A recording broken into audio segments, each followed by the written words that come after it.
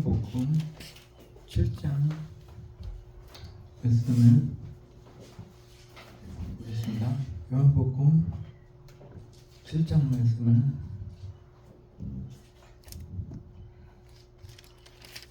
보겠습니다.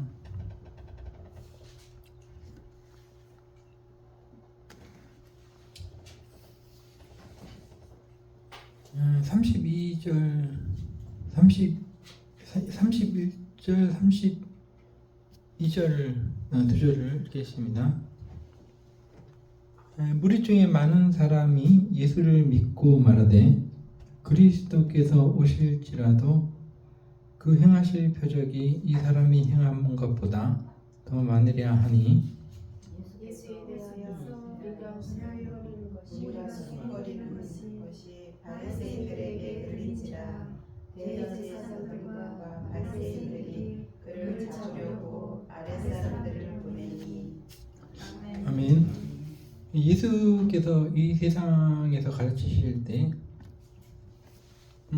그 가르침이 보통 사람들의 그 가르침과 확실히 달랐습니다. 예수님은 정의, 사랑,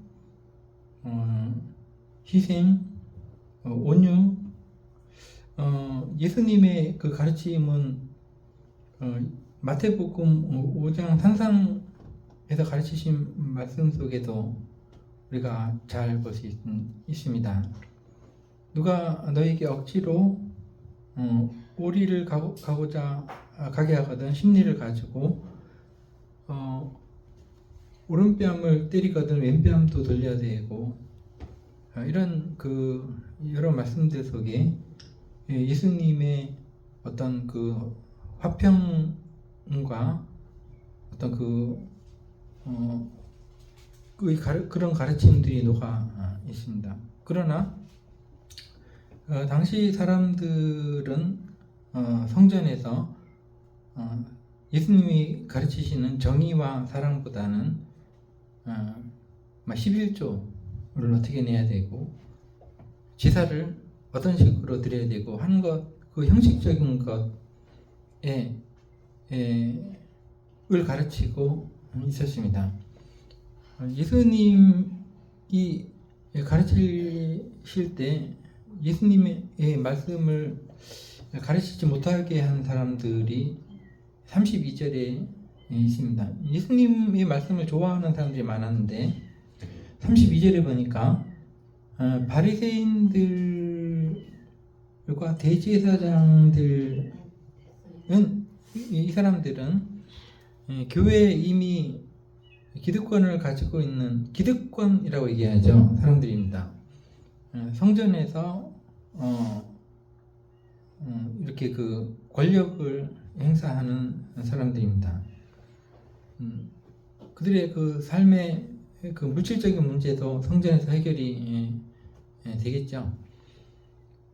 이 사람들이 기득권을 가지고 그 예수님의 말씀을 예수님이 가르치신 것을 가르치지 못하게 했던 것입니다. 결국 예수님은 이 사람들의 손에 잡혀서 죽게 됩니다. 근데 사실은 아무리 죽이려고 해도 때가 되기 전까지는 죽이지 못했습니다. 예수님께서 하셔야 될 말씀들이 있기 때문에 하나님께서 죽이지 못하도록 하신 것입니다. 그래서 33절에 보니까 예수께서 이르시되 내가 너희와 함께 조금 더 있다가 나를 보내신 이에게로 돌아가겠다. 이건 자신의 죽음을 의미하는 것입니다. 조금 더 있다가 아직 해야 될 일이 남았으니까. 오늘날 우리 교회들을 살펴보면은 사실은 그 중세시대 때 지금부터 한 500년 전이죠. 그때 교회가 너무 권력자들이 교회를 너무 망쳐놓고 있었기 때문에 그 사람들이 기득권을 가지고 교황들이나 그 신부들이 너무 기득권을 가지고 정작 예수님의 말씀을 가르치지 않고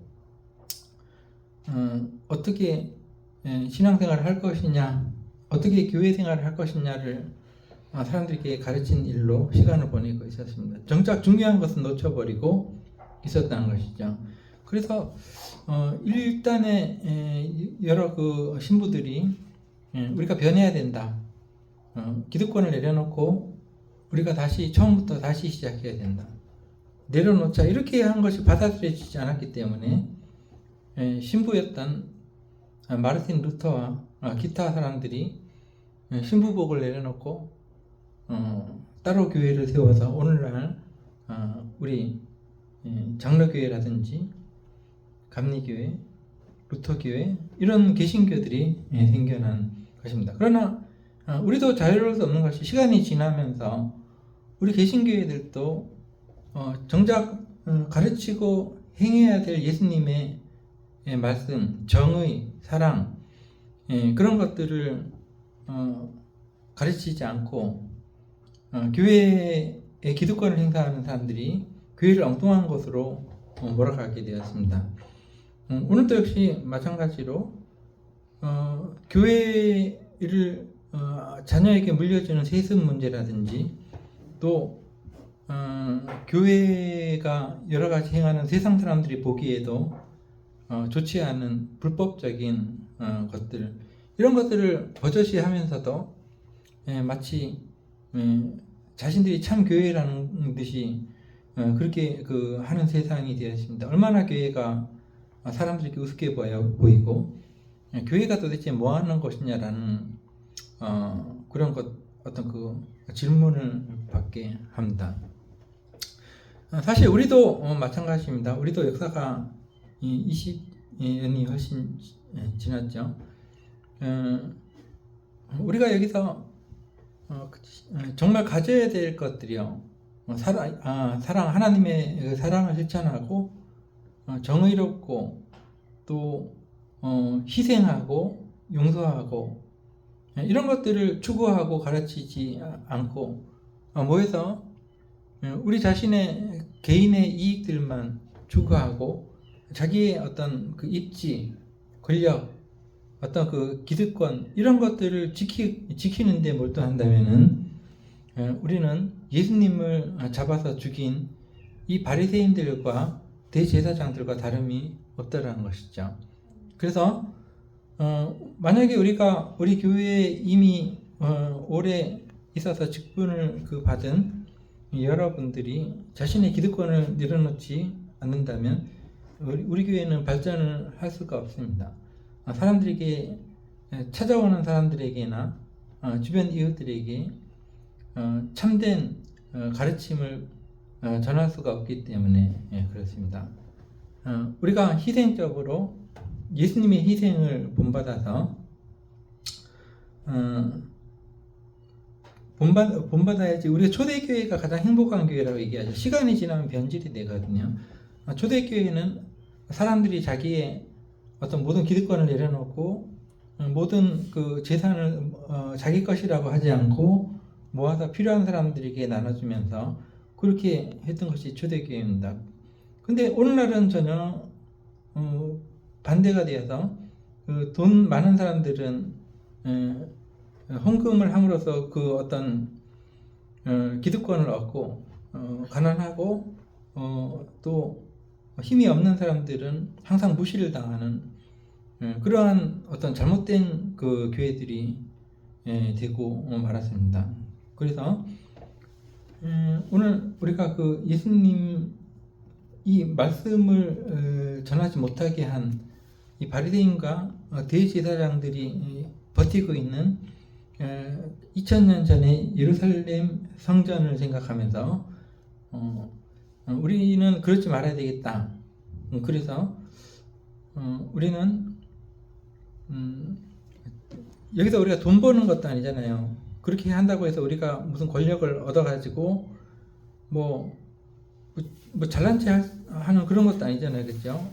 우리는 단지 예수님이 좋고 예수님의 말씀이 좋기 때문에 순수하게 모인 겁니다.